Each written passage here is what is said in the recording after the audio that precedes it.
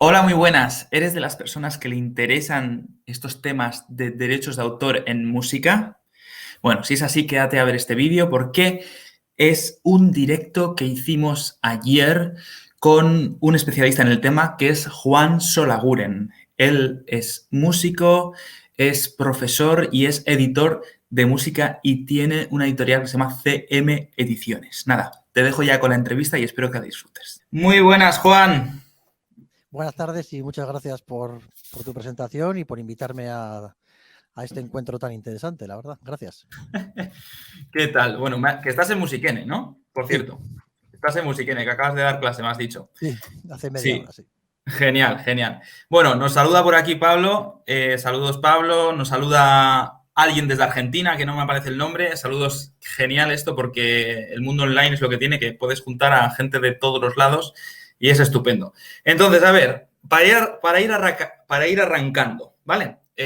Para que la gente sepa un poco. Ahora hablas, yo te mini presento y tú complementas, si te parece, ¿vale? Si no me equivoco, músico, tú eres, si no me equivoco, estudiaste piano, ¿verdad? Creo. Y de Bilbao, y una de las cosas así que más llama la atención, ¿no? Que te dedicas, has dedicado toda tu vida o parte de tu vida a la edición de música. Eso es lo que así que llama la atención, ¿no?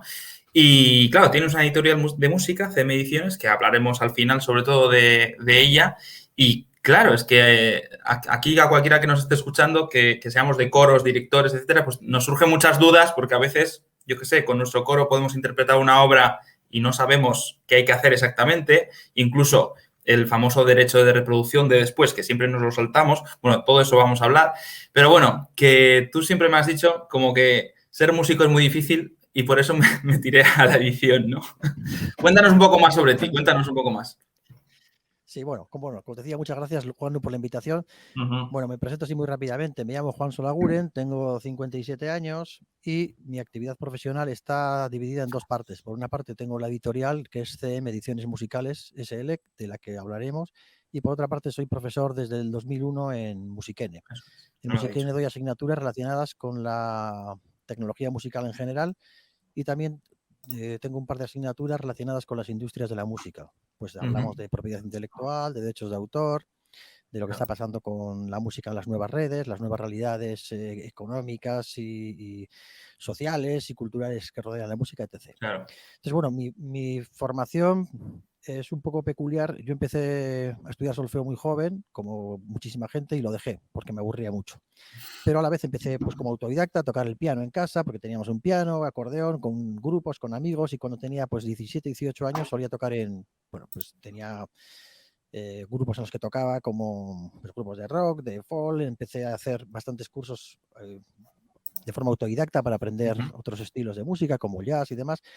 Y con 18 años empecé otra vez a estudiar de forma más o menos reglada. Estudié piano en el Conservatorio de Bilbao, pero como yo también tuve la oportunidad de tocar en grupos, hice con algunos grupos conocidos como Mocedades, un grupo que era muy famoso, no en la Ajá. época histórica que yo era un niño, sino bueno, cuando ya se hicieron un Sí. poco más mayores, cambiaron de formación y yo estuve con ellos 4 años, hicimos alguna gira también por América y bueno, pues conocí un poco la realidad no solamente estética y artística, sino también profesional. Y vi que el Sí. mundo, pues el dedicarse a tocar el piano era algo muy difícil, vivir profesionalmente de eso. O había que dedicarse o a la docencia o para tocar el piano. Es decir, la Ya. música te puede gustar mucho y el piano te puede gustar mucho, pero para ser pianista hay que estudiar 5 o 6 horas al día. Y para eso tienes que valer. Y pues yo la verdad es que no me veía mucho en ese entorno de Sí. muy competitivo, de estudiar muchísimas horas. Veía Claro. que había otras posibilidades dentro de la música. Estoy hablando cuando estaba en el conservatorio estudiando. Había otras formas de estar dentro del mundo de la música sin ser un instrumentista. Yo tuve la suerte de tener una Uh profesora, -huh. pues en aquella época, claro, estoy hablando de una época donde hacer una partitura con un ordenador era casi como un misterio. Hoy en día cualquiera tiene un ordenador. Estoy hablando de pues mediados de los años 90, donde no había absolutamente nada. Yo conocía un poco el mundo tecnológico, conocía los instrumentos MIDI, trabajaba con teclados y estudiaba música, y en ese sentido pues sí me diferenciaba un poco del resto. Igual era Uh peor -huh. pianista, seguro, que la mayoría de mis compañeros, pero vi un hueco que profesionalmente creo que me podía aportarme muchas cosas. Claro. Hablando con profesores, con mucha gente, vi pues que no había nadie, no en el País Vasco, sino en España, que trabajara con edición de partituras, Entonces, bueno, empecé a investigar, yo tenía 20, 21 años, empecé a mirar información. No, cuando hablo de investigar no es como ahora que entras en internet y está todo a un golpe de ratón. Era una cosa bastante más compleja. Sí, sí. Vi que había un hueco, empecé a trabajar con un editor de partituras y yo empecé trabajando como copista, no como editor, no Ujú, sabía ni lo que era la edición. Como ujú, copista, pues estuve trabajando para la Sinfónica de Bilbao, para la Sinfónica de Euskadi, para la Sinfónica de Galicia, para ujú, bastantes revistas y fuimos, curiosamente, los que hicimos la transición, por ejemplo, de la revista Chistulari, una revista que se edita en el País Vasco desde el año 32 más o menos, ujú, hasta ahora, hasta que empezamos nosotros, se hacía con las planchas antiguas y nosotros empezamos a informatizar y a trabajar con ordenadores. ujú. Bueno, eso fue una pequeña revolución. Insisto, no estamos, hay que ponerse en una época donde el trabajo con ordenadores era algo misterioso, algo Total. casi, bueno, mágico. Había muy poca gente que trabajaba y yo en un primer momento, pues bueno, vi un hueco donde podía unar mis conocimientos musicales con mis Ujú, conocimientos tecnológicos que me permitía pues estar en el mundo musical de una forma solvente e ujú. interesante y poco a poco pues esto fue a más. A raíz de tener contactos con otros músicos, también con mucha gente del pop, empecé a ver lo que era la figura del editor. Ujú. La figura del editor hoy en día está, no se entiende muy bien, pero hace 20 o 30 años bastante menos. En el mundo del pop y del rock sí es una figura muy, Ujú, muy clara, ¿no? Los editores ujú, son profesionales que normalmente se dedican a un trabajo de explotación o de comercialización de las obras de los autores. Entonces, ujú, básicamente, dicho de una manera muy sencilla, los autores ceden parte de sus derechos de autor a los editores y los editores a cambio de eso hacen una serie de trabajos en el entorno del pop y del rock, pues consiste en promoción y demás. En la ujú. música clásica, aunque ahora insisto, todo el mundo puede tener un ordenador con el que hacer partituras, Claro. durante muchos años, si alguien escribía una obra de orquesta, si no estaban hechas las partichelas y estaban bien hechas y se mandaban a orquestas, eso no se puede tocar. De tal manera que los editores lo que hacían, bueno, esto también ha cambiado, pero bueno, lo que se hacía Sí. antes era los autores ceden parte de sus derechos de autor, el editor publica la obra en papel, hacen las Ujú, partichelas, hacen las ediciones, lo intentan distribuir a nivel mundial lo mejor que pueden y en ujú. distintos sectores, no es lo mismo la música sinfónica que la música coral, que la música Claro. de cámara, se intentan vender las partituras, explotarlas comercialmente de la mejor manera posible. Por ejemplo, en las orquestas las partichelas se Ujú. alquilan, no se Claro. venden. Sí, sí, sí. Entonces, bueno, y a raíz y a cambio de eso, pues el editor tiene una parte de los derechos de los autores. Bueno, Mm, yo cuando empecé a trabajar en este medio, pues tampoco sabía muy bien en qué empezar a publicar. Empecé a publicar cosas de cámara en un primer momento porque trabajaba con un autor que conocía bien este mundo, ujú. pero al de muy poco tiempo, pues vi que en el mundo coral, en Euskadi había un movimiento coral bastante interesante. Había muchos directores, estaba el Festival de Coros de Tolosa, pero no había editoriales ni gente que publicara música. Y vimos cómo, Claro. curiosamente, había muchas obras de autores, algunos conocidos, como por ejemplo Bello Portu, que Ujú, falleció hace unos 10 años más o menos, me parece, que no mm, tenían prácticamente nada publicado. ujú. Entonces, en este sentido, bueno, nosotros vimos que había, por una parte, una estructura más o menos sólida, pues bueno, sólida. Si lo miras con los ojos de hoy, quizás no mucho, pero en aquella época Sí, sí. sí. El festival, el certamen de Tolosa especialmente, agrupaciones corales, federaciones y demás, pero no había nadie que estuviese en este entorno, no Ujú, solamente publicando, sino trabajando como ujú, editor. ujú. Yo tenía, bueno, estuve en contacto con muchos compositores, con directores, y en ese sentido, pues yo estuve en contacto también con Enrique Azurza, que todos conocéis seguramente, Ujú. y pues Enrique me habló de la obra de Bello Portu, hablé con él, bueno, hablé con él y con mucha más gente, pero él, bueno, tuvimos un contacto bastante interesante, de hecho fue el director de la colección durante los primeros años, y pues me hizo ver, me enseñó cómo había muchos autores muy interesantes cuya obra no la conocía prácticamente nadie, o que estaba Claro. en manuscritos, que no se publicaba, y no solamente de gente como Bello Portu, que ya eran mayores, sino como autores jóvenes, que Ujú. son un poco la punta de lanza de nuestra editorial, por ejemplo, con Xavier Sarasola, que es con el autor creo que más obras hemos publicado y con el que empezamos a Mm, trabajar. Entonces, sí. bueno, nosotros de alguna manera nos hemos ido aprovechando, en el buen sentido de la palabra, de lo que ya existía. Yo creo que a Ujú. veces en este entorno, a veces hay una tendencia a intentar partir de cero y hacer algo de cero, y yo creo que eso es un Ya. poco un error, ¿no? Yo creo que hay que intentar partir de lo que existe, conocer primero lo que existe, ver Ujú. las necesidades, ver las oportunidades y bueno, y apostar. Entonces nosotros hicimos una apuesta bastante fuerte, que de momento Ujú. la mantenemos y ya nos parece un éxito, Pues digo. montar una editorial centrada sobre todo en música coral, porque era lo que mejor manejábamos, lo más fácil de editar, entre comillas, comparado con otras músicas como de orquesta y de cámara. Vimos que había un mercado internacional que había que llegar, que era difícil. Hoy en día con Internet es más fácil, pero en aquella época era más difícil. Claro, es que han cambiado las cosas. Muchísimo, claro. Mucho. Y en ese sentido, pues bueno, empezamos a trabajar con Enrique, nos ayudó mucho, nos presentó a muchos autores, empezamos a publicar cosas de su hermano, de David. Seguimos con Sara Sola, con Eva Ugalde, con Juncal Guerrero, con Josué Elverdin y también con la mayoría de autores vascos, pero también con autores, por ejemplo, europeos, como Vitautas Miskinis. Curiosamente, nosotros le conocimos a Vitautas Miskinis gracias al certamen de Tolosa. Claro. Venía a Tolosa y nosotros vimos que era un referente clave en Europa el certamen de Tolosa, con lo cual pasaban muchos directores, muchos autores, muchos compositores, y ahí teníamos un feedback muy interesante. También trabajábamos y seguimos trabajando, pues por ejemplo, con Dante Andreo, un director argentino que estaba afincado en España. Y bueno, con el Mundo Coral vimos que había posibilidades de publicar a un coste más o menos razonable, que había una demanda porque no había ninguna editorial especializada. Y nosotros, insisto, aunque ahora publicamos también música de orquesta y música de cámara, nuestro repertorio más desarrollado es el de música coral. Bueno, en España somos la editorial que más publica música coral. Claro, sí. Y luego, pues, para que te hagas una idea, fue una cosa, nosotros también, bueno, por supuesto, conocimos a Javi Busto, nos orientó mucho, nos dio muchas ideas.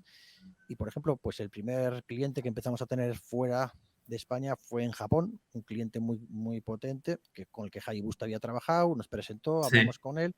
Entonces ya nos habló Javi. Es que estuvo Javi hace unas semanas y nos comentaba el Japón y todo esto, sí. Sí, pues bueno, Japón es un mercado impresionante. Sí. Bueno, con la pandemia ha caído todo mucho, aunque hemos vuelto a tener algún pequeño contacto, pero bueno, lo que quiero decir es que vimos pues, que había un mercado amplio por cubrir. Confiábamos en que tenemos un buen repertorio y que había que darlo a conocer. Y básicamente lo que hacemos como editoriales, bueno, igual si me enrollo me cortas, Juan, ya sabes. No, sí, acá termina. Nosotros lo que hacemos como editoriales, primero, buscar obras que nos parecen interesantes, y en ese sentido lo de interesante es una palabra un poco ambigua. Claro. Es decir, podemos entrar luego en detalle en qué nos parece más adecuado, pero para nosotros es muy importante que esas obras creamos que tienen o puedan tener fans detrás. Es decir, cuando hay un autor que su música despierta interés, pues eso en principio ya es interesante. Aunque pueda haber otra obra mejor, entre comillas, que eso de mejor y peor también es muy relativo, pero a nosotros que esas obras tengan cierto grupo social detrás interesado ya nos parece que es algo adecuado. Entonces, bueno, cuando publicamos algo, hasta hace 5 años solamente hacíamos publicaciones en papel, ahora también en digital, que si quieres también hablamos un poco sobre eso. Sí, ahora hablamos. Nosotros publicamos obras, firmamos contratos editoriales donde el autor nos cede parte de sus derechos, y nosotros lo que intentamos es vender el mayor número de obras posibles y gestionar los derechos de la mejor manera, no solamente la recaudación económica, que también, sino intentar pues que esa obra se sincronice con contenidos audiovisuales, si esa obra se está usando, que se sepa quién es el autor, es decir, gestionar la obra, que podemos entrar en detalle, de la mejor manera. Vaya curro. Oye, antes de nada, genial. Las personas del chat, que alguno me está diciendo que se escucha bajo. ¿Nos podéis confirmar si se escucha bien o se escucha bajo? Porque, claro, nosotros aquí desde el volumen no tenemos manera de cambiar nada, me parece. ¿Ahora mejor? ¿Ahora mejor? Ahora a ti sí. Yo sí. Y tú a mí me escuchas bien, ¿verdad? Yo te escucho perfectamente. Vale, genial. Y recordar que a veces se corta el relato. Dice, bueno, ahora se escucha bien, nos dicen. Vale, me alegro. Y ya que estamos aquí, los que estáis en directo, acordaros que podéis aprovechar, o sea, yo si fuera una persona que está viendo este directo, diría, voy a aprovecharme de Juan y de Juanlu, de los tocayos, y voy a preguntar cualquier duda que tenga, porque siempre existen muchísimas dudas respecto a esto, aunque estemos hablando de otra cosa, pero vamos a hablar de derechos de autor, de reproducción, de editorial, de todo esto, de propiedad intelectual, y si queréis, yo qué sé, si tenéis alguna cuestión, no dudéis en ponerlo porque os la podemos resolver aquí en directo, ¿vale? Joder, está saludando mucha gente. Directo así da, sí. ¿Sabéis qué pasa? Que estamos emitiendo en varios sitios a la vez y a veces los comentarios no salen del todo, pero sí. Genial. Vale. Bueno, pues vaya recorrido tan bonito. Y sobre todo lo que decías, que han cambiado tanto las cosas que ahora nos parece impensable que hace 20 años o hace más años que eso, no teníamos internet o bueno, yo era muy pequeño, pero no había tantas facilidades como las hay ahora y claro, ahora todo está a golpe de clic y enseguida la partitura, pim, pam, aquí está, ¿no? ¿Te parece si empezamos a hablar un poco sobre derechos en sí, sobre la propiedad intelectual y sobre derechos de autor, que es el mejunje, vamos a decir? Está A de tu mí, mano lo que tú dices. incluso, espera, que te oye bajito, Juan. A ver, ahora. Sube un ¿Ahora qué poco. tal? ¿Ahora Ahora qué tal? bien, ahora bien, ahora bien. Perfecto, Sí, sí, genial. perfecto. Vale, vamos a ver. Así por... tú usas Twitter, ¿no? ¿Tú usas Twitter? Sí, Vale, como se dice en Twitter, en un tweet o en dos tweets. no se puede. ¿Cómo se puede decir algo? ¿Cómo podríamos definir o cómo podríamos hablar o hacer una introducción, breve introducción sobre derechos de autor en sí? El derecho de autor. Me estoy refiriendo solo al de autor, en sí del autor. ¿Qué, en tu opinión, qué es lo que más tenemos que tener en cuenta en ese aspecto de derechos de autor? Siempre enfocado en que somos coralistas y somos directores, ¿eh? Aquí, en este grupo. ¿Vale? Sí, lo entiendo. Bueno, yo, de hecho, con los autores que más trabajo son con autores de música coral. O sea que Sí, conozco genial. razonablemente bien el mundo coral desde de distintos puestos. Bueno, yo antes de nada, si me permites, voy a hacer una explicación un poco previa. Cuando preguntas a mucha gente de dónde vienen los derechos de autor, hay muchos que creen que es una cosa que se inventó las GAE hace 15 años. Y sobre este tipo de cuestiones, como cualquier otra, se pueden tener opiniones de todo tipo, todas son respetables, pero una cosa son las opiniones y otra cosa son los datos. El derecho de autor en España existe desde finales del siglo XIX. Y el derecho de autor en Francia, que es el país puntero, existe desde un poco después de mediados del siglo XIX. Desde en el siglo XIX no había prácticamente tocadiscos, no había internet, no había radio, no había televisión, no había cine, de tal manera que durante todo el siglo XX los derechos de autor se han ido acomodando a las nuevas realidades que han ido surgiendo. Por ejemplo, cuando los músicos tocaban en los barcos, los barcos tenían que pagar derechos de autor. Cuando se dieron cuenta que era más barato poner un fonógrafo para los bailes en los barcos, en los transatlánticos, despidieron a los músicos. Ahí se inventó más o menos el derecho de reproducción mecánica. Es decir, se dijo, bueno, vosotros vais a eliminar a los músicos, vais a poner discos. Sí, bueno, pero tenéis que pagar un canon por esto. Entonces, bueno, quiero decir que no se puede explicar en dos tweets, entiendo las ganas de explicarlo en dos tweets. No se puede porque no solamente por el tiempo que tiene, sino porque en la formación de los músicos y de la sociedad, bueno, sí, en la formación de los músicos, la cuestión de los derechos de autor y de propiedad intelectual prácticamente no existe. Es decir, nos podemos encontrar que hay gente que acaba un grado en un conservatorio o que acaba un máster y prácticamente no sabe qué son los derechos de autor porque no se han explicado y porque es una cosa que no se trata. Entonces, si estamos hablando de una realidad que lleva más de un siglo, que es una realidad súper importante, sobre todo en el mundo del pop y del rock y de las músicas que generan mucho dinero, esto es una cuestión clave. Si los profesionales que formamos parte de este entorno prácticamente no se tratan nada de estos temas, si encima son temas un poco farragosos porque son temas un poco jurídicos, que son un poco complicados, y encima ya no en el siglo XX, sino en el siglo XXI, los primeros años, Internet ha revolucionado absolutamente todo. Encontramos en un entorno donde la gente no es que no entienda lo que está pasando en el siglo XXI con los derechos de autor, sino que a veces no se entiende lo que ha pasado en el siglo XX con los derechos de autor. Es francamente difícil explicar en dos tweets la cuestión de los derechos. Yo, si quieres, explico un poquito qué son los derechos de autor, tú me vas cortando si te parece, porque insisto, no se puede explicar en 2 minutos, es decir, es una cosa bastante compleja porque esto viene de muy atrás. Sí. Vale, explica un poco y te corto. Perfecto, tú cuando quieras. Bueno, tenemos alguna pregunta ya para luego, de un argentino aquí, a ver si podemos solucionar. Pero explica primero. Sí, bueno, a nivel mundial existen básicamente 2 formas de entender el derecho de autor. Una es el derecho anglosajón, fundamentalmente Estados Unidos y Reino Unido, y otra es lo que llaman el derecho continental, que es prácticamente el resto de Europa. Los países emergentes, o los países que se han incorporado al mundo desarrollado en los últimos 40, 50, 60 años, han ido cogiendo un poco de los 2 derechos. Pues algunos tienen un poquito más del derecho americano, que es el que se llama derecho de copyright, otros tienen más del derecho continental, que es el derecho español, o el francés, o el alemán, y un poco todo. Entonces, la propiedad de lo que es una obra, desde un punto de vista filosófico, podríamos tener cada uno una opinión distinta, ¿no? ¿De quién es una obra? Pues hay gente que puede creer que la obra es del pueblo, otros pueden creer que la obra es del que la ha hecho. Por ejemplo, durante la Edad Media se creía que la obra no era del autor porque la obra era de Dios. Es decir, cuando un autor creaba una obra no era él, era Sí. Dios el que le daba la capacidad para crear esa obra. Por tanto, el derecho de autor se entendía como una especie de renegar de la autoridad religiosa, ¿no? En el Sí. mundo griego, por ejemplo, las obras, es decir, las esculturas o los cuadros, las obras plásticas, pertenecían al que tenía la obra. Y si alguien escribía una obra de teatro y otro compraba el manuscrito era de quien lo compraba. Los dos hechos históricos básicos que han cambiado el concepto de derechos de autor fueron, por una parte, la imprenta, que empezaron a darse cuenta que una cosa era el original y otra cosa eran las copias, de quién era una cosa y de quién era otra. Daros cuenta que no el derecho de autor como hoy en día se entiende, pero la protección de las obras existe desde antes incluso de la imprenta. Existían los privilegios de impresión donde los nobles en su zona de influencia decían, bueno, pues esta obra solo la vas a poder imprimir tú. Y entonces eso se llaman privilegios de impresión. Pero bueno, eso sería, en fin, tampoco me quiero Claro, enrollar claro, mucho, sí, sí. solamente para ubicar que esto no viene de ayer. Sí, Otro, sí, otro hito histórico que marcó la cuestión de los derechos de autor fue la Revolución Francesa. Bueno, y también la americana, las revoluciones liberales. En estas dos revoluciones, de distinta manera, se estableció que las obras eran de los autores. Es decir, un autor es el que decide lo que hace con su obra. No es el pueblo, no es una sociedad, no es un rey, no es Dios, no es la providencia, es el autor el que decide qué hace con su obra.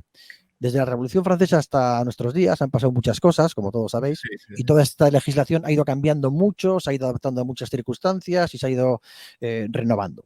Pero bueno, básicamente a nivel mundial hay una especie de consenso, con muchos Sí, matices, en el cual eso, la cuéntanos eso. obra es del autor. Y el autor es el que decide lo que hace con su obra.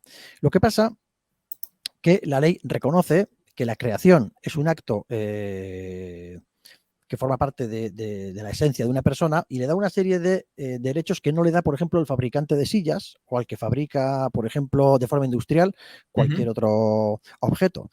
Podríamos incluso entrar en un debate muy curioso hasta qué punto, cuando una obra es cuando un objeto es una obra de arte y cuándo no. Sería otro debate filosófico muy interesante y de hecho hay Sí, la cantidad de verdad. exposiciones de museos donde se han expuesto sillas. Se han puesto 4 sillas y eso es una obra de arte. A partir de ahí, Sí. ¿eso tiene derechos de autor? Sí.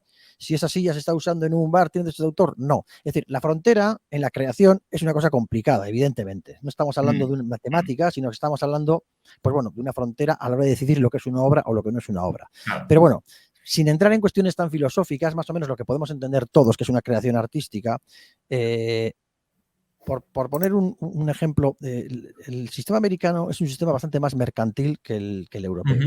Por ejemplo, en el sistema americano, un autor puede vender el 100% de sus derechos a quien quiera. Es Claro. decir, los Beatles vendieron el 100% de los derechos y los compró Michael Jackson. Eso es. En Entonces, España estaba eso no se pensando. puede. En Francia Sí. eso no se puede. En Alemania eso no se puede. Tú en Francia o en Alemania o en derecho continental o en España puedes comprar como máximo, te pueden ceder el 50% de una serie de derechos, no el 100%. Entonces el sistema americano es mucho más mercantilista, se vende todo como una mercancía mucho más fácil y el sistema europeo es un poco más, más proteccionista respecto a los autores. Pero bueno, sin entrar en detalles de esos que podríamos estar muchísimo tiempo hablando de estas Sí, sí, cosas, sí. Pero vamos, que vamos a entender básicamente más o menos. la ley en nuestro entorno distingue dos tipos de derechos, lo que llaman derechos morales, que se llama así en la ley, derechos morales y derechos patrimoniales. Los derechos morales son irrenunciables. Un autor no puede renunciar a sus derechos morales aunque quiera. ¿Cuáles son Sí. esos derechos morales? Pues, por ejemplo, el que se reconozca tu obra. Es decir, que cuando alguien ponga una partitura, exija que ponga tu nombre. Hay mucha gente que no lo hace. Y de algunos de buena fe y otros de no tan buena fe. Yo conozco autores que de buena fe, sobre todo gente de antes, que algunos ya no viven, o sea que puedo decirlo, por ejemplo, querían hacer una canción con un texto de un autor, cogían el texto, ponían la obra y no ponían que el texto era de un autor determinado. Eso no se puede, eso es ilegal. Claro, Tú eso es tienes que reconocer la autoría. Eso se llama parte de los. No estamos hablando de dinero, estamos hablando de derechos morales. Entonces, hay una serie de derechos morales, son unos cuantos. Uno es, por ejemplo, esto, el derecho al reconocimiento de la autoría. Muchas veces, si alguien que tiene mucho dinero o un ayuntamiento dice, no, mira, yo voy a coger tu obra y no digo de quién es porque quiero hacer ver como que es una cosa que yo he encargado y no pongo tu nombre. No, eso no se puede. El derecho Ya. moral protege a los autores Estoy poniendo solamente un ejemplo, ¿eh? Y Sí, sí, dice sí, que sí. tiene que aparecer. Otro caso de Y derecho eso es moral que es denunciable, ¿no? O sea, si no aparece es totalmente, totalmente. totalmente. Lo que pasa es que estamos hablando de un entorno a veces un poco amateur, un poco, Ya, pero claro, donde se mueve dinero, o sea, en el pop, en el rock y en músicas que generan dinero, esto vamos, esto es sagrado. claro. Tú cometes algo de esto y te denuncian, pero fijo. Sí, sí, sí. Otra, para entender un poco lo que es el derecho moral, otro derecho moral es que el autor tiene derecho a que nadie transforme su obra sin su permiso. Ujú, Transformar una obra es un concepto que también puede ser un poco ambiguo, pero lo voy a explicar con ejemplos un poco claros. ujú, No estamos hablando solamente de música, estamos hablando también de obras plásticas. Vamos a ujú. imaginar que el Peine de los Vientos, que sabéis que Sí, está aquí en Donosti, muy cerca San de donde estoy yo Sebastián. ahora, Sí. lo hizo Chillida y lo ha Ujú, comprado el ayuntamiento. Entonces el alcalde, imaginaros que dice, no, pues no me gusta mucho cómo está el Peine de los Vientos, porque este brazo que sale así yo lo quiero de otra manera. Entonces coge un martillo y lo cambia. Y dice, ¿por qué? Porque es mío, lo he comprado yo. No, no, pues la ley dice que no. Tú, aunque compres una obra de arte, tú no puedes modificar la obra de arte sin el Es permiso. parecido al puente de Calatrava, ¿no? Eso, ¿o no? No, parecido no, es exactamente lo mismo. Exacto, ¿no? Sí. Lo de la pasarela Esto de... tuvo un desarrollo muy complicado, Sí, pero al sí, final, aunque no le pagaron a Calatrava lo que él pedía, sí reconoció el juez que eso sí, era un ataque al derecho de propiedad intelectual. Porque sí, la ley dice que derecho de propiedad intelectual tienen las obras musicales con o sin letra, las sí. obras artísticas y los planos arquitectónicos y las maquetas de edificios también tienen Claro. propiedad intelectual. Sí, sí, sí. Entonces, como os decía, en el mundo musical o el mundo coral, pues muchas veces sin mala fe, en algunos casos esas Ujú, cosas no se hacen. Uno, por ejemplo, a nosotros nos ha pasado que nos cogen una partitura nuestra ujú. sin pedirnos permiso, borran quién es el autor y ponen arreglo de fulano y hace un arreglo, pues por ejemplo, con percusión porque le interesa para su coro, sin pedir Ujú. permiso. Eso es un Claro. ataque a la propiedad intelectual y además, aunque no lo diga la ley, creo que todos estaremos de acuerdo que eso no se puede hacer. Tú no puedes Ya. coger la obra de alguien y hacer un arreglo sin pedirle permiso. Ujú. Entonces, bueno, el derecho moral es un derecho bastante complejo. Por llevarlo a un extremo, para que veáis hasta qué punto estamos hablando de decisiones un Sí, poco sí, sí, dale. complicadas, el derecho moral también dice que un autor puede retirar la obra del mercado si considera que en un momento determinado va contra sus principios.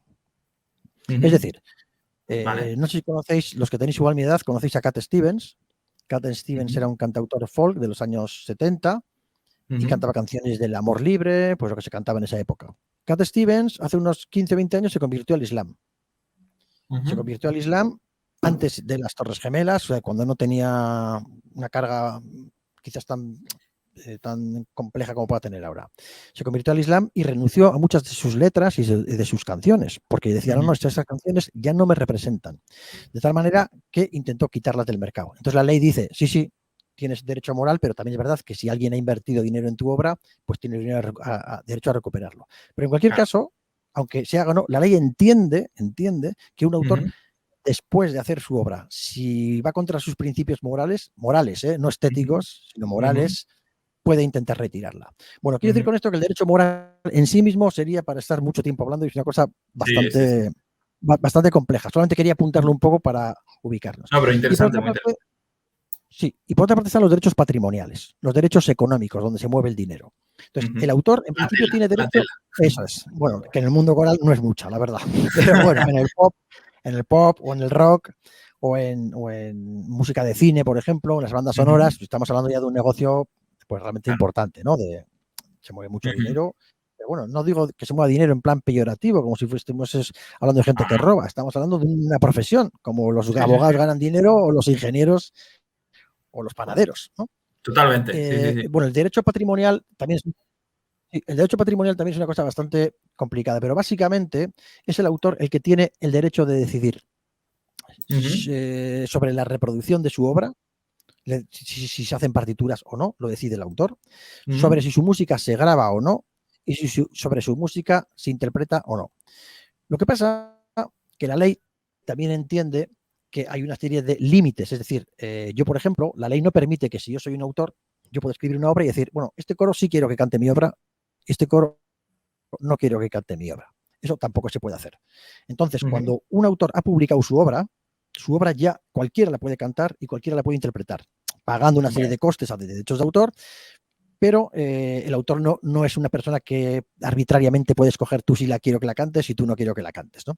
Esto para que veáis también la complejidad, esto pasa en lo que llama, lo que se entiende por la ley, en la música sinfónica, en la música coral, en la música de cámara, en la música de orquesta, pero no en lo que se entiende como gran derecho. En la ley, lo que se entiende como gran derecho es cuando hay representaciones que abarcan más de una actividad artística. Por ejemplo, un concierto sinfónico, aunque sean 8.000 músicos tocando, se llama pequeño derecho.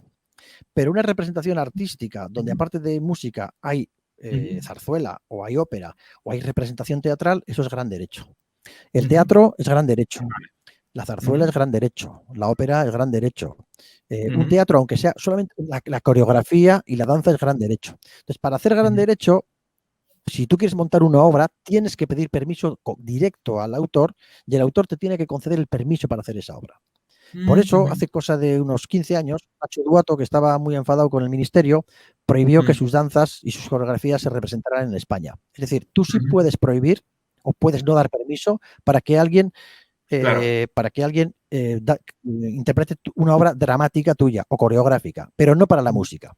Por poner un ejemplo muy curioso, los grupos de tributo a los grupos de rock, si por ejemplo alguien hace un concierto de Queen, yo para tocar canciones de Queen en directo no tengo que pedir permiso a Queen. Yo canto las canciones de Queen, pago los derechos de autor correspondientes, ya veremos cómo, que también es un poco complejo, y ya está. Ahora, si quiero hacer un musical de Queen donde hay representación, sí tengo que pedir permiso a Queen. Entonces, cuando alguien quiere montar una canción de un espectáculo musical de Disney o de cualquier, no sé, La Bella y la Bestia o lo que sea, por supuesto ahí tienes que pedir permiso. Y si no te dan permiso, no puedes hacerlo. Incluso para hacer una obra teatral, aunque sea un monólogo, tienes que pedir permiso al autor. Porque para cantar una obra, porque es gran derecho, exactamente. Gran derecho. Para hacer un concierto, no, tienes que pagar derechos, pero no tienes que pedir permisos. Entonces, bueno, lo de la cuestión de los permisos, cuando estamos hablando de derechos patrimoniales, es el autor el que decide si da esos permisos o no, el que decide si su obra se hacen copias o se reproducen o no, y también el que decide si se hacen transformaciones de su obra. Por ejemplo, si yo escribo una obra sinfónica, y alguien quiere hacer un quinteto, una reducción a un cuarteto o un quinteto, me tiene que pedir permiso. Si el autor no da el permiso, eso se llama transformación. Eso no se puede hacer sin el permiso del autor.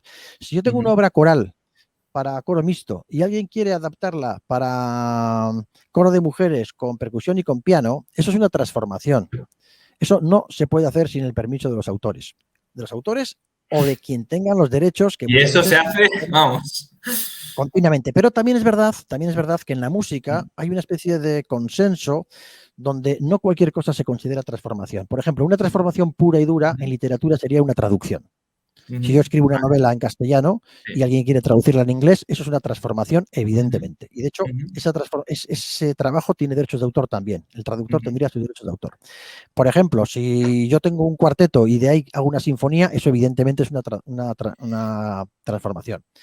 Pero, por ejemplo, si yo toco un tema de los Beatles, pero en vez de tocarlo con 2 guitarras y bajo, lo toco con una guitarra, un bajo y 4 ukeleles, pues eso no se considera una transformación. Ese tipo de cosas que se hacen en directo normalmente no se consideran transformación. Pero en el mundo coral sí se hacen muchas transformaciones, muchas veces sin el consentimiento del autor y muchas veces con un gran disgusto para el autor. Porque hay veces que si esas transformaciones, esos arreglos no le gustan al autor, pues a veces, como el mundo coral a veces es un mundo demasiado conocido y donde todo el mundo funciona un poco en grupo, pues a veces los autores no se atreven a decir que no les gusta esa versión, pero no quieren que se haga una versión o sencillamente no quieren que se hagan más versiones de su obra, porque quieren que su obra se mantenga de una manera determinada. Entonces la transformación es una cosa que insisto, que no es tan fácil de decir blanco o negro, hay ciertas líneas donde puede ser una transformación o no, pero bueno, en cualquier caso, siempre que hay una frontera difusa, hay que pensar dónde la frontera no es difusa, ¿no? Entonces hay cosas que están muy claras y a partir de ahí, pues sí, es verdad que hay detalles o cosas concretas que podrían ser un poco más complejas, pero no. Entonces, los autores normalmente son los que tienen derecho de dar los permisos de interpretación, de reproducción y demás. ¿Qué pasa en el 99% de los casos? La mayoría de los autores son socios de entidades de gestión. Pues en España de ASGAE, o en Francia de SACEM, o en Argentina, no me acuerdo cómo es la entidad argentina, o en Alemania de GEMA, o en Reino Unido. Bueno, entonces cuando tú te haces socio de una entidad de gestión, cedes partes de tus derechos a una cosa que se llama gestión colectiva de derechos. Ujú. Es decir, la ley no permite, y yo creo que con cierta, yo creo que bien pensado, que por ejemplo, que si en un cine hay 50 películas y hay 50 bandas sonoras, lo que dice la ley es no, el autor de cada película no va a ir al cine a cobrar sus derechos, porque Sadaic. tendrían Argentina una cola. Sadaic. Nos ponen por aquí. Ah, genial, vale. Gracias. Pues si irían 50 personas a recaudar los derechos al cine, pues estarían los del cine prácticamente haciendo facturas continuamente. Entonces eso se entiende que eso se llama gestión Ujú. colectiva de derechos. En casi todos los países es igual. Es decir, que vaya Ujú. una entidad a cobrar en nombre de un grupo de autores. Entonces, la Ujú. mayoría de los autores en España y la mayoría de los autores con los que yo trabajo, porque si no, a mí realmente no me interesa mucho trabajar con esos autores, aparte de Ujú. que estéticamente funcionen mejor o peor, son socios de una entidad de gestión. ¿Esto qué Claro. quiere decir? Que dicen a la entidad de gestión que les ceden la capacidad para cobrar en su nombre. Vale. Entonces, si yo, un autor, compone una obra, él es socio de las GAE y yo le digo, mira, dame parte de tus derechos de autor, hacemos un contrato privado donde tú me cedes parte de los derechos de autor. ¿Estás hablando como Yo voy a... CM Ediciones o en Sí, sí, general? sí, sí, sí, bueno, lo hace todo Una el mundo, editorial. las editoriales es lo que hacemos, pero mi editorial, hablamos con un autor, Sí. firmamos un contrato editorial, él nos cede Ujú. parte de sus derechos, nosotros publicamos la obra en Ujú. papel o en digital, nos comprometemos a distribuirla lo máximo que podamos, que en ese hacemos un esfuerzo enorme, porque nosotros, bueno, Ujú. ya explicaré en otro momento, pero cada vez que publicamos algo, pues mandamos ejemplares gratis a muchos países, invertimos dinero, ¿no? Y en Ujú. definitiva, nosotros intentamos que si esa obra suena en la tele o se da en un concierto o se graba o se emite, como el autor ha cedido los derechos, ya no, una persona personalmente no tiene que decirle al autor, oye, ¿puedo cantar tu obra? Se puede cantar su obra sin Ujú. pedir permiso a nadie, solamente que pagando los derechos correspondientes. Y Ujú. nosotros procuramos que cuanto más explote esa obra, más Ujú. recaude derechos de autor, y cuando las entidades recaudan esos derechos, parte se lo queda a la entidad para su gestión y luego lo pagan, el resto de dinero lo paga a la obra que ha generado esos derechos en Ujú. función del porcentaje de los contratos. Si, por Claro. ejemplo, un autor tiene, no sé, el 50% y el editor tiene el 50%, si esa obra genera 100 euros, 50 euros van para el autor y 50 euros van para el editor. Claro. Sí, sí, sí. Resumiendo Sí, sí. muy, muy mucho Sí, sí, sí, sí, sí. toda la cuestión. Luego, Sí, claro, sí. hay ciertas cosas que no gestionan las GAE. Por ejemplo, la sincronización. En el mundo coral se da menos, pero también se da, y nosotros de hecho con la pandemia hemos notado menos ventas, pero más sincronizaciones. Sincronizar es cuando una obra se introduce en otra obra que ya está hecha y forman una obra nueva. El Ujú. ejemplo más claro es el cine, ¿no? Por ejemplo, si Tarantino en su banda sonora usa una canción de los Rolling Stone, eso se llama Ujú. sincronizar. Tiene que Vale, pedir permiso a los Rolling Stone, le van a pegar un plumazo y esa obra la mete en su película y su película es un porcentaje de Tarantino, pero un pequeño porcentaje también es de esa canción. vale. Ujú. Entonces, muchas veces los editores de pop y rock se dedican a buscar sincronizaciones. Por ejemplo, cada Ujú. vez que imaginaros que alguien quiere hacer una película sobre los años 80 en la movida española, pues tiene Sí. que aparecer las canciones de Alaska. Pues hay que Ujú. negociar con los que tienen los derechos y decirle, oye, queremos usar esta canción en, Sí, en, sí, sí. en nuestra película. ¿Cuánto nos cobras? Nosotros, la canción que más hemos sincronizado es, por ejemplo, Urchoa Seascan, que es una canción muy conocida. En Claro. Euskadi mucha gente cree que es popular, que no es popular. Mm. Tiene autor de letra y autor de música. Ni siquiera es que sea un arreglo famoso, sino que es una canción que el texto es original y la música también. Entonces, Ujú. esa obra, pues la hemos sincronizado en un documental que se llamaba Los niños de Rusia, de hace Ujú. más de 20 años, en una película de Julio Medem, que en un momento sale en la radio cantando la canción, en una serie que está en HBO, Ah, donde mira. también sale. Sí, entonces, bueno, pues ahí lo que hacemos los editores, si tenemos los derechos, es negociar. Si una película, si HBO quiere usar una canción nuestra en una serie, pues valoramos qué tipo de serie es, intentamos cobrar lo máximo posible, el HBO intenta pagarnos lo menos posible, nosotros lo más posible, llegamos a un Y ya acuerdo, como suele ser lo normal, se llega a un acuerdo y es otra fuente de ingresos, que son las sincronizaciones. En el mundo coral no es un trabajo, no hay muchos, porque, claro, las sincronizaciones normalmente no depende de que la música sea buena o mala, depende de que Ujú. tenga un significado social, ¿no? Por Ujú. ejemplo, pues hay canciones del pop español de los años 80 que igual están desafinadas las guitarras, pero que son canciones que han sido himnos. Claro. Entonces, si alguien quiere hacer una película sobre esa época, pues tiene que usar esa canción. En el Ujú. mundo anglosajón, las sincronizaciones generan unos recursos económicos espectaculares, pero Ya. espectaculares. Y si no pensar, cuando vais a una película, La película. ¿cuántas veces estáis oyendo canciones del pop? Pues no sé, incluso Billy Elliot sale canciones Ujú. de la época de los años 80. Los Sí, Ramones salen en sí, cantidad de películas. Estoy hablando incluso de grupos punkis, que la música nos puede gustar más o menos, pero que han sido himnos en su momento, ¿no? sí, sí, sí, sí, sí, O sí. canciones de Alaska o canciones, bueno, Joder, pues muchísimas. sí, las sincronizaciones es otro elemento clave que los editores intentamos gestionar de la Sí, mejor sí, manera sí. posible. Oye, vamos a hacer una recolecta por aquí por el chat bueno, o sea, era una pregunta difícil, pero lo has hecho bien, ¿eh? Yo creo que, vamos, yo creo que más o menos, yo creo que la gente se habrá enterado bien. Bueno, insisto que Eh, esto para explicarlo bien hay que dedicarle mucho tiempo. Estoy sí, buscando un sí. poco ejemplos y cosas anecdóticas para entenderlo, pero vamos, que esto es una cosa que lleva muchos años funcionando y sobre todo en los últimos 10, 15 años Internet ha transformado absolutamente todo, lo ha cambiado Sí, todo. sí, sí, sí, lo que decíamos. Sí, sí. A ver, nos han hecho aquí varias preguntas. Mira, una de ellas que va un poco al caso y otra va más para después. Pablo nos pregunta, si registras una canción, yo creo que la respuesta es que sí, pero bueno, te la lanzo. Si registras una canción en la propiedad intelectual de España, eso afecta de forma mundial y se reconoce en el mundo que esa canción es tuya, aunque solo esté registrada en España, ¿no? Eso es así. Sí. O sea, evidentemente, si registras en España es para todo el mundo, ¿no? O sea, tú tienes, aunque Bueno, te compre o no. es buena pregunta, hay que matizar un par de cosas. En principio, existen fundamentalmente dos formas bueno, tres incluso, pero sobre todo dos formas de registrar una obra. Una es Ujú. el registro de la propiedad intelectual, que es lo que ha preguntado nuestro Hablo. oyente, Pablo.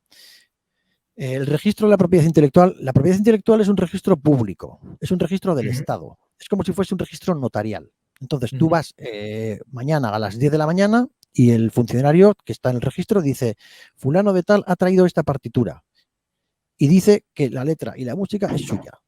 Imaginaros que no es suya, pero el funcionario no hace un análisis de la obra, sino que dicen que tú tal día a tal hora has llevado esa obra y la has registrado. claro. Imaginaros que yo llevo una novela que es El Quijote y Ujú, llevo el Quijote y bueno, el funcionario le echa una ojeada, pero no se da cuenta que es el Quijote y dice, Juan Solaguren ha registrado hoy a esta hora esa obra. Eso es un registro público que da fe notarial.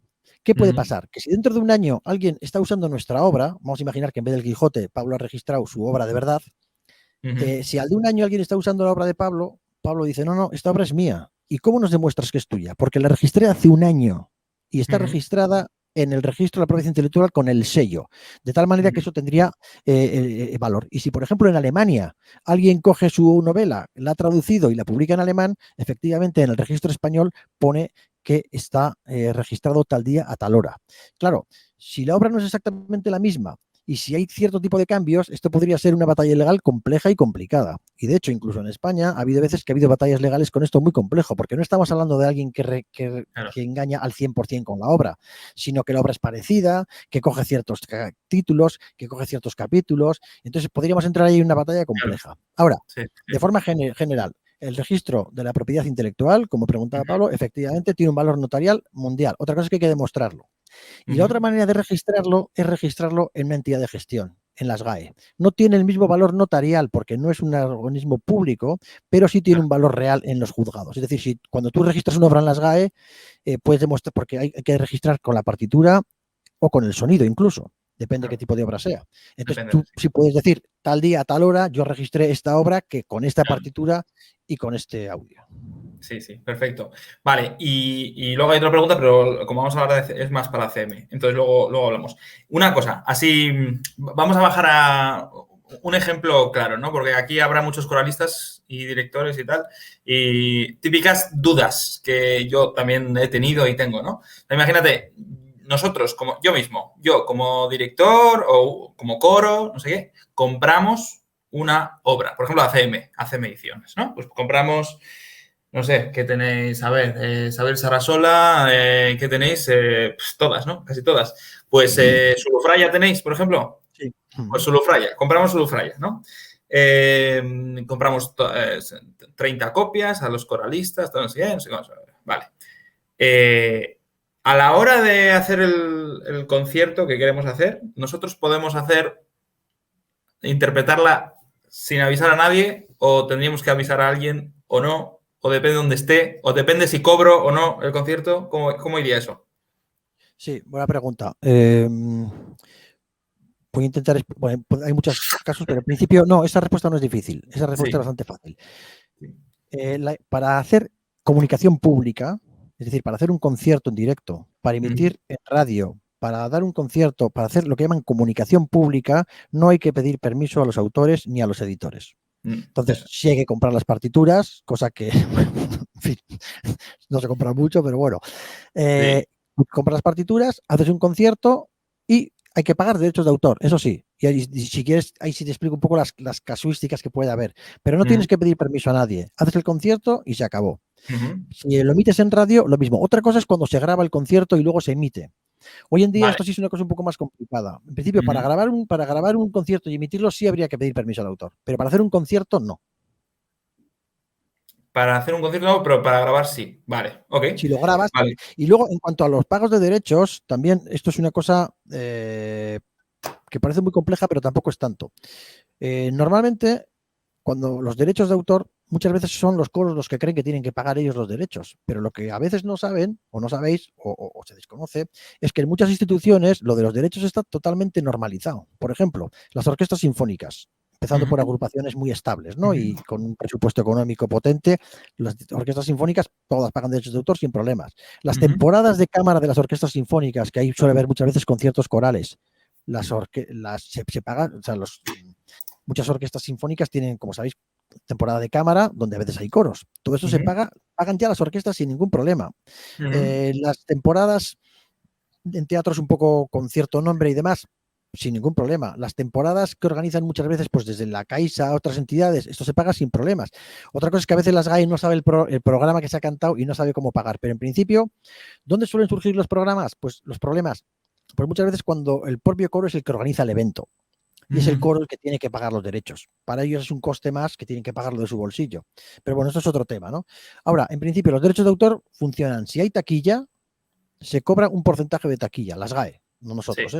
Yo ahí no tengo nada que ver con las GAE. O sea, yo tengo lo mismo que ver con las GAE que cualquier socio de las GAE, como cualquier autor o cualquier persona. A mí me interesa que las GAE funcione bien, por supuesto, porque luego nos pagan, pero que yo no tengo, o sea, yo soy un editor que me beneficio de la recaudación de derechos como cualquiera que se recauda, que se beneficia de esa recaudación.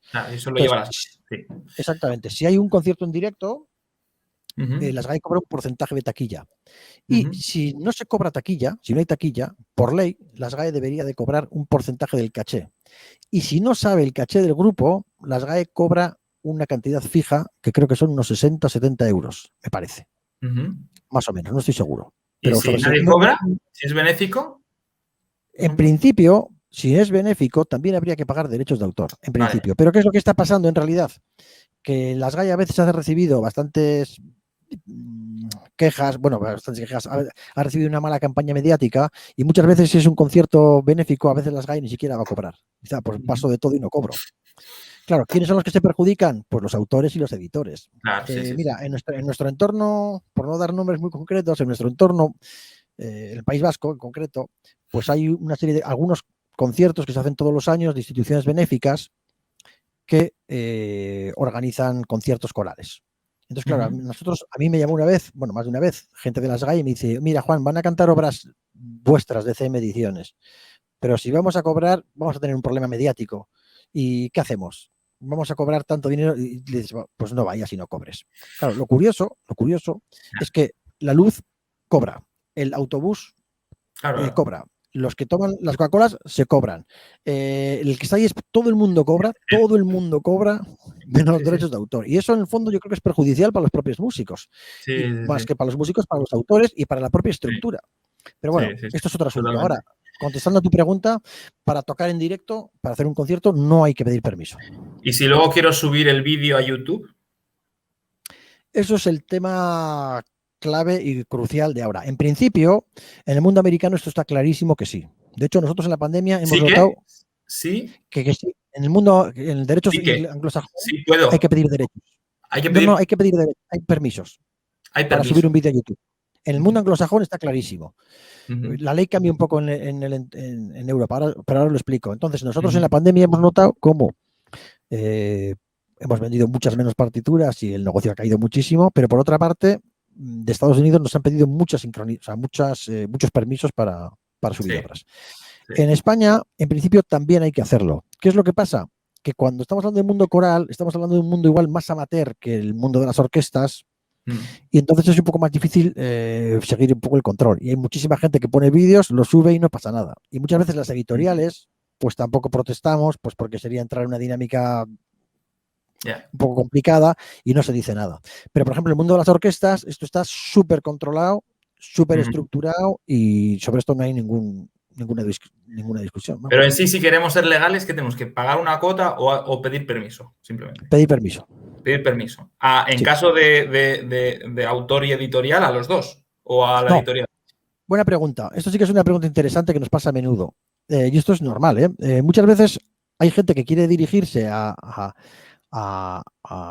que tenga los derechos para pedir un permiso de alguien y no sabe quién pedir Entonces, permisos. ¿sabéis a la sola, por ejemplo? Normalmente, Lo hemos hecho. normalmente cuando las obras están publicadas, Ujú. normalmente el que tiene los derechos para decidir suele ser el editor. Depende del Ujú. contrato que se firme, pero Ah, normalmente con los contratos estándar suele ser el editor. ¿Qué es lo que pasa? Que de buena fe, la mayoría de la gente del mundo coral pues se dirige al autor. Y el ya, autor, ya. de buena fe también, pues muchas veces como pues tampoco va a haber dinero y se dice que sí, y en vez de decir, bueno, pues dicen sí, hazlo. Y muchas veces, y a veces, de buena fe, pues te ves que hay arreglos que se han hecho de ciertas obras que realmente no tienen los permisos porque el permiso lo tiene que dar el editor. El autor le ha dicho, sí, sí, haz, pero no es así. También pasa muchas Sí. veces que la gente que conoce a un autor, pues se dirige a él personalmente pues para que le dé las partituras. Y entonces a veces el autor le dice, no, pero está publicado. Y dice, ya, pero si está publicado tengo que pagar, ¿me la puedes pasar tú? Y el autor, pues a veces de buena fe, pues se lo pasa, mientras que Ya. eh, está publicado. En fin, ese tipo de relaciones suelen pasar, sobre todo porque es un mundo, insisto, un poco más amateur que el mundo de las orquestas, por ejemplo, o que el mundo de las bandas, ¿no? Pero normalmente, cuando una obra está editada, normalmente los derechos suelen estar en manos de los editores. Y la manera más fácil de saber eso es preguntar, porque esto es una cuestión habitual, que se Sí, pregunta, decir, sí, oye, sí. quiero hacer una transformación, ¿me puedes decir si tienes los derechos? Y dices, sí, los tengo o no los tengo. Y eso, por ejemplo, en el mundo del pop, del rock, pues es una cosa súper habitual y todo el mundo está acostumbrado a hacer ese tipo de cosas. A nosotros nos preguntan muchísimas veces, oye, ¿tenéis los derechos de tal obra? No, pues no los tenemos. Ah, vale, de acuerdo. ¿O Ujú. tenéis los derechos de tal obra? Sí. ¿Negociamos esto? Sí o no. Es una cosa habitual. Tenemos aquí otra pregunta de Diego, de Argentina. Esta es interesante. He orquestado una obra para orquesta y coro, utilizando la partitura para coro sin modificar esa parte. Con el permiso del autor de la obra para coro, ¿el permiso verbal es suficiente? A ver, entiendo qué quiere Es una decir. pregunta, ¿no? ¿Te Sí, con importa el leérmela permiso otra del vez, autor. Juan, por favor? Está aquí en pantalla, ¿lo ves?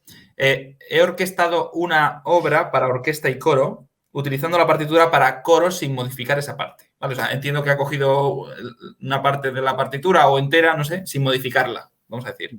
Bueno, ¿Qué esto es entrar en un necesitas? terreno, Y en Argentina, ¿eh? esto es entrar en un terreno, bueno, a ver, esto es entrar en un terreno un poco más complicado porque no solamente estamos hablando de propiedad intelectual, sino también de Sí, cuestiones jurídicas, que es otro claro. tema, que está muy relacionado, pero es otro tema.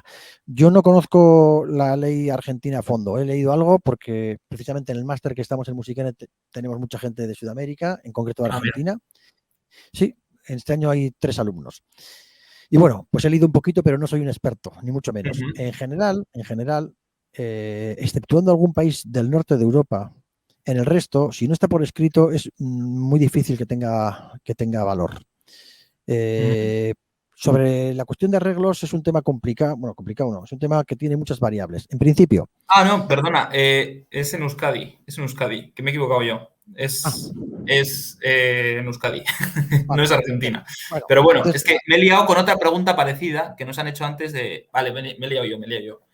en principio, resumiendo, para hacer un arreglo pueden darse dos circunstancias. Una, que la obra esté en dominio público, con lo cual no tienes que pedir permiso a nadie. Dominio público son 70 años, las obras cuyos autores han muerto hace más de 70 años. Ujú. Y si el autor ha muerto antes del año 1982, son 80 años en vez de 70. Sí. Entonces, los derechos de autor duran 70 años de forma general, pero si el autor ha muerto antes del año 82 o 85, no estoy seguro, son 80 años. Entonces, si la obra está en dominio público, tú puedes hacer el arreglo que quieras y el 100% de ese arreglo es tuyo. Es decir, yo puedo coger Los Esclavos Felices, que es la abertura que está fragmentada, que no se terminó, que hay muchos cachos de la partitura. De hecho hay 5 o 6 versiones, hago una versión de Los Esclavos Felices, de la abertura, y el 100% de esa versión es mía. Si se toca esa versión, el 100% de los derechos son míos. Para hacer una obra, una versión con un autor que está vivo, tienes que tener su permiso. Entonces, si yo quiero hacer una versión, por ejemplo, de Verano Azul, que es de Carmelo Bernaola, tengo que pedir permiso a los herederos de Carmelo Bernaola. Carmelo Bernaola murió, pero si yo quiero hacer un arreglo tengo que pedir permiso. Si me da el permiso de palabra, yo andaría con cierto miedo, porque en cualquier momento te pueden decir que no te han dado el permiso y se acabó. Tendría que ser por escrito, formal. Yo creo que sí. Ese tipo de cosas son muy importantes tenerlas por escrito. Luego, si te dan permiso, pueden dártelo de 2 maneras. Una es que sencillamente te dan permiso y otra cosa es que te permiten, que te dan parte de los derechos de autor de esa obra. Entonces, normalmente los arreglistas suelen tener un 15% de derechos de autor sobre la obra. Eso ya es aparte, si quieres o no. Pero si el autor te puede decir, sí, te permito hacer la obra, pero que te lo dé por escrito. Si no, la verdad es que es un problema, pero ya no por cuestión de derechos de autor, sino por como cualquier otra relación profesional con cualquiera. Si eso no está por escrito, es difícil defenderlo. Sí, como un contrato, como algo, sí. De hecho, este tipo de cosas son muy habituales, ¿eh? O sea, hay formularios estándar, no hay que inventarse jurídicamente nada. Si alguien tiene una duda, se puede dirigir a las GAE y te dan un formulario escrito. Yo, fulano de tal, con DNI tal, autorizo a fulano el que me haga. Nosotros, por ejemplo, permisos estamos pidiendo continuamente. Cada vez que hay obras que los textos son de autores que tienen derechos de autor, por ejemplo, pues no sé, con Sarasola, con muchos poetas vascos, incluso con Lorca hasta hace poco. Lorca entró en dominio público hace 2 años. Lorca murió en el 36.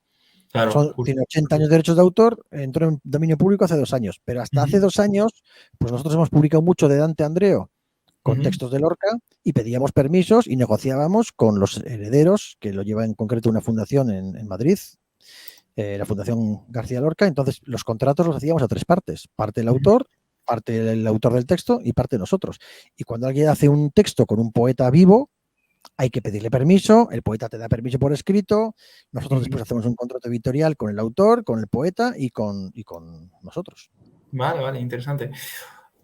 A ver, y última pregunta, que si no avanzamos. Pero este sí es Diego de Argentina, que me he equivocado. Vale. Antes había Ander de Guecho y ahora es Diego de Argentina, que tiene varias además. ¿Los arreglos corales también se registran y se protegen? ¿Se protegen? Pues sí, ¿no? Pero... Sí. Los arreglos corales, además, depende de qué. Por ejemplo, si yo cojo una melodía tradicional, que es solamente una melodía, y hago un arreglo de 4 voces para eso, esa obra, si la obra, el original es tradicional o está en dominio público, es decir, que el autor ha muerto hace más de 70 o 80, depende, o que la obra es anónima o que está en dominio público, el 100% de la obra nueva es del que la ha compuesto. Es decir, yo hago un arreglo sobre una canción tradicional y el 100% de la obra, es de quien ha hecho la obra. Y esa canción se registra en la entidad de gestión de cada país o en la propiedad intelectual y se dice melodía popular, texto popular, arreglista 100%, fulano de tal. Y se registra al 100%. Si la obra es una obra de un autor que está ahora vivo, hay que pedirle permiso. Yo, por ejemplo, quiero hacer una obra de un arreglo de Javi Busto, hay que pedirle permiso a Javi Busto. Si Javi Busto me da permiso, por ley, lo máximo que yo puedo tener como arreglista es un 15%. No, un 16% me parece. Pero cualquier arreglo que se haga legalmente, me refiero a que o bien sobre música tradicional o música que no tenga derechos, o bien con el permiso de los autores, esa obra se registra como una obra nueva. Yo podría pedir permiso a los herederos de los Beatles y hacer una versión de Let It Be. Creo que si les pido permiso me van a decir que no, creo. Pero bueno, imaginemos que me dicen que sí. Voy a hacer un arreglo coral de Let It Be y lo va a hacer uno de mis autores. Si me dicen que sí, se registra esa obra y esa obra es una obra nueva, el 15% del autor, del editor, y se negociaría, pero por supuesto que se puede registrar en la propiedad o en las GAE, claro. Ok, perfecto. Vale, y por ir terminando, que esto se nos alarga, otro día te voy a tener que invitar a una charla de Twitch de estas de 4 horas, porque... no, pero es que es un tema, son temas que que no los cuentas así rápidos, ¿no? Pero Sí. tenemos una pregunta para CM Ediciones y aprovechamos, hablamos un poco de CM Ediciones para cerrar. Así porque cuentes un poco más, si te parece, bueno, lleváis casi 25 años, ¿no? Y claro, es que habéis pasado primero por todo el proceso de digitalización, que eso es a mí una cosa me interesa mucho, ¿no? Que antes se compraba todo en papel o vendía todo en papel y ahora casi todo en PDF, ¿no? Y también has contado un poco de la pandemia. No sé, cuéntanos un poco más sobre lo que hacéis, qué estáis haciendo ahora mismo, proyectos, incluso, todo lo que sea al Sí, respecto. bueno, nosotros casi llevamos 25 años publicando música, lo cual Sí. a nosotros mismos nos parece un milagro poder seguir haciéndolo y creo que vamos a seguir durante bastante tiempo. Nosotros en un primer momento empezamos publicando la música coral en un formato muy particular, creo que bueno, algunos ya los conocéis, más pequeño que A4, con un tipo en blanco y negro, por supuesto, Es verdad. con una colección que yo creo que es relativamente fácil, porque pensábamos también en vender al resto del mundo. Es decir, si en un coro americano te piden 100 ejemplares, hay que pensar también en los gastos de envío. Cuando Claro. empezamos, Sí. paquetes que tuviesen un peso razonable, partituras manejables. Ahí nos inspiramos un poco en los formatos americanos, no exactamente el tamaño, pero sí el concepto, ¿no? Algo más Sí. pequeño que una 4. Bueno, en papel hemos publicado muchísimo tiempo y hace unos 6 años empezamos a publicar en digital. Hemos desarrollado una tienda desde la página de CM Ediciones bastante potente, yo creo, con un sistema de marcas de agua automatizado. Entonces, cada vez que alguien compra una partitura en digital, se descarga en su ordenador un PDF con una marca de agua. Pues, por ejemplo, si compra 50 ejemplares, una marca de agua que le permite hacer 50 copias. Todo esto están en la página también hemos puesto precios en función del número de ejemplares, con lo cual si compras una cuesta tanto, si compras 10 cuesta menos cada una, si compras 50. Bueno, y hemos desarrollado un sistema yo creo que muy profesional, muy potente, donde vendemos en digital. De momento, lo que vendemos en digital no vendemos en papel y lo que está en papel no está en digital. De momento. Es una apuesta que hicimos en su momento. A veces creemos que hemos acertado, otras veces creemos que no. Bueno, ¿por qué? Porque nosotros tenemos una red internacional de distribuidores que hemos conseguido con mucho esfuerzo. Tenemos distribuidores en Japón, en Estados Unidos, en Francia, en Alemania, en Suiza, sí, y en bastantes países. De tal manera que si vendemos solo en digital, pues perdemos la red de distribuidores que tenemos en todo el mundo, ¿no? Si empezamos a vender en digital, pues un coro filipino, pues igual no lo compra en Japón, sino que nos lo compra directamente a nosotros. Entonces nosotros queremos mantener esa red de distribuidores y, por tanto, hay algunos títulos que si están publicados en papel, solo están en papel, y los títulos que están en digital, solo están en digital. Es cierto que hay otras editoriales mucho más potentes que nosotros, que la apuesta que han hecho es vender todo el repertorio en papel o en digital. Pues igual de aquí a 2 años cambiamos y lo vemos de otra manera, ¿no? Claro. Entonces, a los nuevos proyectos que tenemos, hemos abierto bastantes líneas. En la página web tenemos, por ejemplo, una sección que de momento no hay muchas partituras, de partituras gratis. Pero voy a enseñarla. Un segundito, sí, partituras, sí. Así. Sí, ya lo vi, es verdad, tienes partituras Partituras que no son muy complicadas y las hemos puesto en formato gratis. No sé si Hemos lo ves puesto aquí. también, ¿Ves la sí, pantalla? sí, la veo perfectamente. En la parte Aquí izquierda donde pone sería, coral, ¿no? sí, hay Digital algunas Free. que pone Digital Free. Y Eso es. además, dentro de Digital Free hemos sacado algunas que son, por ejemplo, partituras, ni siquiera son canciones en el sentido estricto, sino son ejercicios vocales para el calentamiento de... Pero no sé si estoy dándolo bien. Coral, es que he dado a cámara. Vale. Sí, pues algunas son, por ejemplo, pues solamente como entrenamientos corales, otras son pequeños canons, otras son partituras para la afinación en los coros, y eso se descarga directamente diciéndole descargar, te descargas la partitura y ya está. Así ya está. Ya está. La descargas en el navegador, lo abres y se acabó. Sí, sí. Aparte de eso, pues nosotros hemos ido creciendo bastante con bastantes autores y bueno, de momento lo que estamos haciendo es seguimos publicando música de los autores que tenemos. Nos escriben muchos autores para ver si pueden publicar con nosotros. De momento, en muchos casos nos encantaría, porque hay cosas muy interesantes, pero la verdad es que, bueno, hemos visto que tenemos que centrarnos un poco en lo que tenemos ahora y en intentar moverlo y distribuirlo más, porque por una parte, publicar música es caro, pero por otra parte hemos visto que todavía tenemos muchos sitios donde llegar. Es decir, los coros son instrumentos que se están renovando cada poco tiempo y de repente pues tú creías que te conocían, pero hay un coro nuevo que en 4 o 5 años hay una zona donde hay 4 directores nuevos, 4 coralistas nuevos y no conocen el repertorio o bueno, o tenemos mucho campo donde actuar, ¿no? Y en ese sentido, por ejemplo, para nosotros Estados Unidos es un norte que tenemos clarísimo. En Estados Unidos, como sabéis, Todos los high school, todas las universidades tienen muchísimos coros. Son además directores que pueden ser mejor o peores, pero todos muy interesados en buscar repertorio, cosa que aquí vemos que a veces no es por el hecho de comprar, sino que a veces un poco falla, ¿no? Nos da la impresión que a veces en nuestro entorno, me refiero en España en general, se funciona imitando a 4 coros o 5 de referencia. O sea, Sí, hay 4 o 5 coros y directores que funcionan bien y de repente vas viendo que al de un año hay gente que se pone la misma forma de vestir, el mismo repertorio, la misma coreografía y dices, jo, están imitando a tal coro, ¿no? Yo creo que en Estados Unidos es todo lo contrario. Cada director es muy consciente de que su coro es un instrumento muy particular, pues que igual lee bien pero afina mal, o afinan muy bien pero leen menos.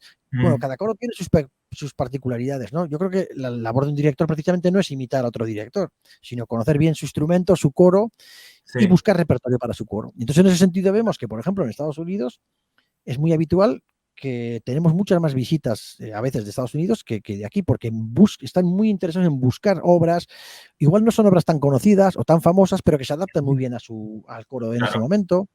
Y en ese sentido, pues es muy habitual que aparte de que compran más, pero eso es aparte, que miran, que buscan repertorio. Entonces, eso, bueno, pues nos anima a seguir, no solamente en Estados Unidos, también en Asia. El mercado asiático es espectacular. Si hay algo que les gusta, lo compran y no hay más. Y bueno, y también vemos que en España empiezan a cambiar las cosas un poco a mejor. Yo creo que hay una gente joven que empieza a ser más consciente. No me refiero solamente a comprar, sino que empieza a ser más consciente que hay que buscar repertorio, que hay que investigar en nuevas obras, que hay que intentar adaptar los repertorios a las condiciones de cada uno. Y bueno, yo creo que somos optimistas. Dentro de lo difícil que está todo, somos optimistas. Lo que decías a mí me interesa mucho, y además alguna vez te lo he preguntado por privado, que justo nos preguntan aquí, ¿reciben música coral desde Argentina? ¿Cómo se tramita entrar en consideración con Semiediciones? O sea, vosotros, claro, tenéis que elegir con mucho ojo las obras con las que trabajáis, entiendo, ¿no? Porque tenéis que ver si eso tiene futuro, si las podéis vender, etcétera, ¿no? Sí, muy buena pregunta y a veces nos da un poco pena contestar a esto porque desde hace un año más o menos nos manda mucha gente información, pero desde hace un año no estamos trabajando con autores nuevos. ¿Por qué? Hay cosas interesantes, muy interesantes, pero empezar a trabajar con un autor nuevo implica un esfuerzo y un desgaste normalmente muy positivo, pero ahora mismo, según están las cosas y con lo que ha pasado con la pandemia y demás, estamos apostando más por trabajar con el repertorio que ya tenemos y moverlo. Ahora, si alguien quiere mandarnos, yo sí animaría a que nos envíen. Recibimos muchas propuestas, pero también es verdad que a veces hay que ser un poco inteligente mandando información. Es decir, si alguien manda información, que nos mande, por ejemplo, no solamente vamos a valorar nosotros si la obra nos gusta más o menos, porque sinceramente de las cosas que nos mandan, la mayoría es música que está muy bien escrita, de gente que escribe muy bien, porque hoy en día cada vez la gente escribe mejor sino que a veces nos interesa, por ejemplo, saber si hay coros detrás que están cantando ya esa obra para que se recaude derechos, si por ejemplo hay una comunidad coral detrás que sigue a ese autor, si es una obra que se va a programar en un festival, igual la obra no es tan buena como a otra, pero si esa obra se va a programar en un festival o se va a emitir en televisión, pues hay una serie de ingresos con los cuales contamos de derechos de autor que nos puede animar más a invertir en la obra. Entonces a veces nos interesa la música en el sentido artístico, sin más, claro. Pero también nos interesa mucho el apoyo mediático, social, grupal que pueda tener ese repertorio, ¿no? Y cuando recibimos información, agradecemos que sea información clara, sencilla y, por ejemplo, audiovisual. Y en ese sentido, cuando te mandan un vídeo que está mal hecho, es peor que te manden el vídeo a no recibirlo. Yo ahí sí animaría a la gente a que cuando manden un vídeo de su obra, igual dicen, no, está mal grabado, pero la música es muy buena. Si es un vídeo mal grabado, no enviar. O sea, enviar. No, es peor de verdad. Entonces, nosotros ahí nos interesa ver la partitura, sí, pero sobre todo contenidos audiovisuales que estén bien hechos. Eso es, compositores, el trabajo bien hecho, compositores.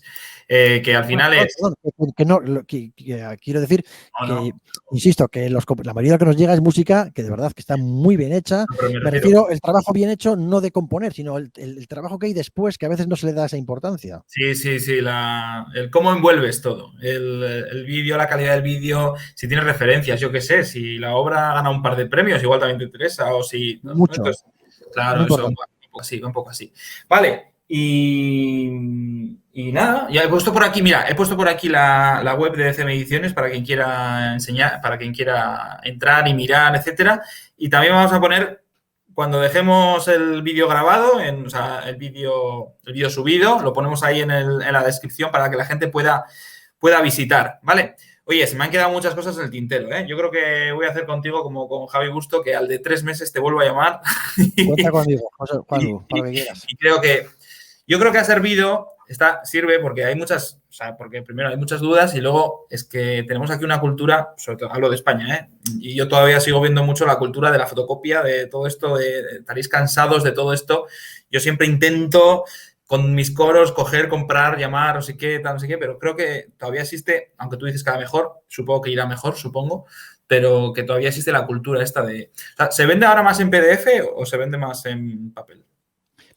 Nosotros creíamos que iba a depender mucho si hacíamos PDF más venta o no. Yo creo que es parecido. El que quiere comprar, o sea, el que quiere investigar, mirar repertorio, trabajar, compra tanto en papel como en digital. Sí es verdad que hemos notado que en ciertas obras en digital son muy cómodas porque en el momento lo tienes en el ordenador, aunque luego hay que hacer copias, claro, porque lo que te llega a tu ordenador es una copia. Y si hay que hacer en papel, la gente hace en papel. También es verdad que nosotros creíamos que iba a estar ya más instaurado el trabajo con dispositivos electrónicos, con tablets y demás, donde hay que hacer copias en papel, pero de momento no ha ido tan rápido como creíamos. Entonces eso también es un poco hándicap, porque si de repente, si el año que viene todo el mundo tuviese tablets o dispositivos electrónicos, pues el digital sería mucho más fácil todavía, porque ni siquiera habría que imprimir en papel. Hoy en día normalmente la gente compra en digital, lo recibe en el momento y luego hace copias en papel para el coro. Porque se sigue cantando en papel, la mayoría. Claro. Eso es, interesante, interesante. Bueno, Juan, muchísimas gracias. Muchas gracias a todos los que estáis por aquí, que hemos pasado muchas personas. Creo que ha sido interesante, esperamos los dos que haya resultado de vuestro interés. Y eso, que es un tema importante. Yo, mira, que fui a tus asignaturas y tal, pero muchas veces tengo dudas de, como otros más, vamos, cada vez menos, espero, pero que siga habiendo dudas porque es un tema farragoso a veces de todo esto del vídeo, sobre todo ahora con las nuevas tecnologías y todo esto. Es que, claro, igual existen ahora derechos nuevos, ¿no? Hay que tener en cuenta cosas nuevas que antes no existían. Sí, se están forjando, se están creando. Porque yo si monetizo un vídeo en YouTube, por ejemplo, eso ya cambia la historia también, ¿no? Es otro tema, eso lo gestiona YouTube, sí, es otra cosa. Pero otro día. Y perdona, si vas a despedirnos, perdona solamente una cosa. Agradecerte de verdad, Juan Lula, que me hayas invitado y además agradecerte la iniciativa. Creo que es algo muy necesario. Está muy bien pensado el formato, también el medio en el que estás. Y a la gente que está escuchándonos, yo sí les animaría, tanto a los directores como a los compositores, que nos escriban, preguntando, sugiriendo, orientando, incluso, no sé, cualquier tipo de comentario, aunque no pida algo concreto, nosotros lo agradecemos, de verdad. En la página tenéis una lista de correo donde os podéis apuntar. Mandamos un correo al mes o dos como mucho, informando de novedades, pero incluso a los compositores, aunque es verdad que últimamente no estamos cogiendo compositores nuevos, enviarnos vuestras propuestas, porque nosotros, lo que sí hago yo siempre, cuando me llega una propuesta, aunque yo no vaya a editar, yo sí lo paso a gente profesional con la que trabajo.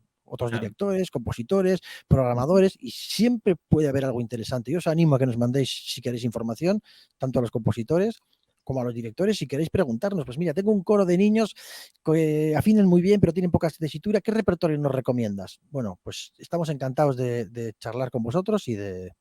Qué interesante eso, porque a veces los directores es una cosa que nos cuesta, ¿eh? Es una cosa que cuesta al principio, cuando no conoces nuevos directores y tal, que es un poco más tarde o no, pero contestaremos a todos, os lo aseguro. Sí, súper bien. Bueno, pues lo interesante sería que, o sea, lo mejor es que visiten la web, ¿no? Que ahí tienen toda la información. Claro que sí. Vale. Luego, perdona, no sé que estamos un poco fuera de tiempo. Tenemos un videoblog que creo que es una herramienta muy útil porque no solamente estamos viendo la partitura, sino hay un botón donde se puede ir al videoblog y hay muchas de las obras de nuestra editorial. Están puestos los vídeos y se puede buscar por formación coral, por autor, por título y demás. Sí, si no me equivoco, está aquí. Mira, si lo enseñamos, está aquí, ¿no? Ah, ¿y dónde está el videoblog? Sí, pincha ahí videoblog. Aquí, CM Videoblog, te lleva... Sí, está muy bien además, porque... Te lleva a una... Sí. Genial, vale. Bueno, seguiremos hablando, que seguro que otro día... Vamos, es que es un tema que no acaba nunca, ¿no? Es un tema interesante, profundo además. Vale, pues muchas gracias a todos. Gracias a vosotros y a ti, Juan. Al final, así que Agradecerte también mucho, Juan, que además sé que estás en Donosti, que ahora tienes que volver a casa y todo eso. Y, y nos vemos por Bilbao, tú y Seguro, yo. ¿Vale? seguro. Gracias. Un abrazo a Saludos. todos. Gracias, Pablo. Gracias, Javier. Gracias a todos los que estáis por aquí. Nos vemos el próximo lunes, ¿vale? Por aquí, por el grupo. Dirige tu Seguro. música. Hasta luego.